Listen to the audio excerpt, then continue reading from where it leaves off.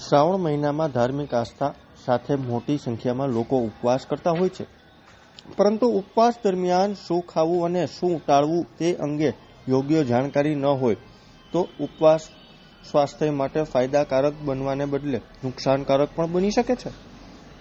ખાસ કરીને ડાયાબિટીસ ધરાવતા લોકોએ ઉપવાસ દરમિયાન વધારે સાવચેતી રાખવી જરૂરી છે. તળેલી ફરાળી વાનગીઓ, બટેકા, સાબુદાણા અને ફ્રૂટ જ્યુસનું વધુ સેવન કરવાથી શરીરમાં કાર્બોહાઈડ્રેટનું પ્રમાણ વધી શકે છે અને બ્લડ શુગરને અસર થઈ શકે છે. જ્યારે નિષ્ણાતોનું કહેવું છે કે ઉપવાસનો અર્થ માત્ર ભૂખ્યા રહેવાનો નથી, પરંતુ શરીર અને મન બંનેને આરામ મળે તે રીતે આહાર લેવો જરૂરી છે. શ્રાવણ મહિનાનો શરૂ થતાં જ ભક્તિ અને ઉપવાસનો માહોલ જોવા મળી રહ્યો છે.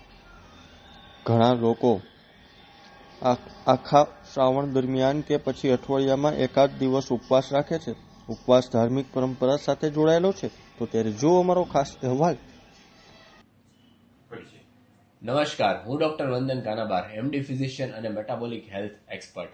આજે આપણે વાત કરીશું શ્રાવણ માસ વિશે. શ્રાવણ માસ એટલે ભક્તિનો માસ, પણ સાથે સાથે ઉપવાસનો પણ આ માસ છે, કારણ કે તપરૂપી ભક્તિ આપણે અદા કરતા હોઈએ છીએ.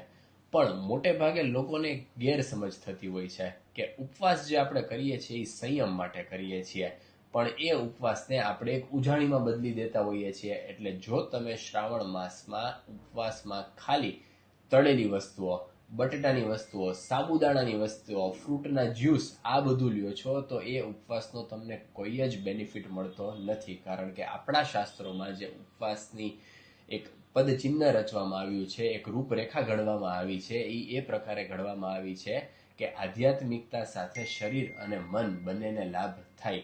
તો જો એક સાથે આટલું બધું કાર્બોહાઈડ્રેટ વાળું ફૂડ, ગ્લુકોઝ વાળું ફૂડ એ શરીરમાં આપો છો, તો એનો આપણને એક માનસિક મેં ઉપવાસ કર્યો એ સંતોષ મળે છે, એ સિવાય કોઈ બેનિફિટ થતો નથી.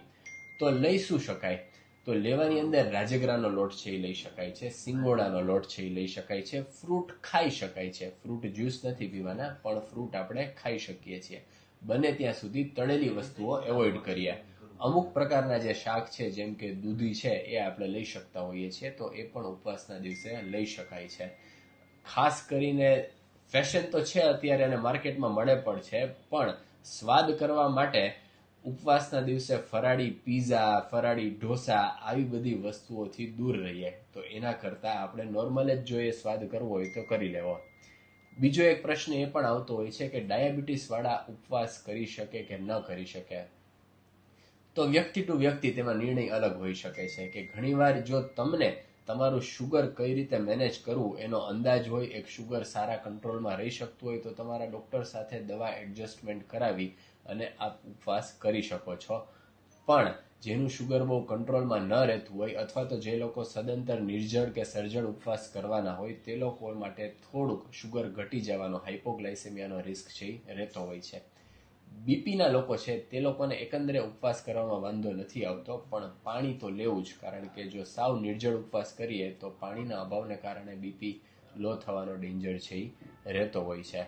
તો ખાસ ધ્યાન રાખીએ. આપણે ભક્તિ તો અદા કરવાની જ છે, પણ સંયમપૂર્વક ભક્તિ અદા કરવાની છે.